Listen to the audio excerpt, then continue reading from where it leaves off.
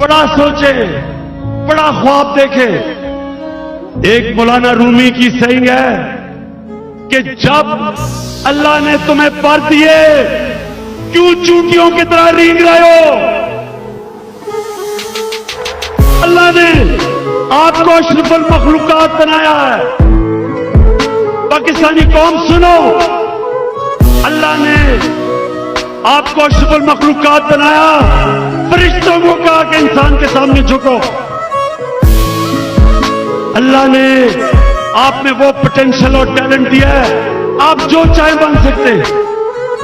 मैं सिर्फ आज आपको कह रहा हूं, बड़ी ख्वाब देखो, बड़ी ख्वाब देखो।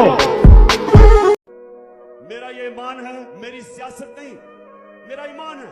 वो कौम, मुसलमान कौम, जब तक ला इलाहा इल्लल्लाह का मतलब समझते नहीं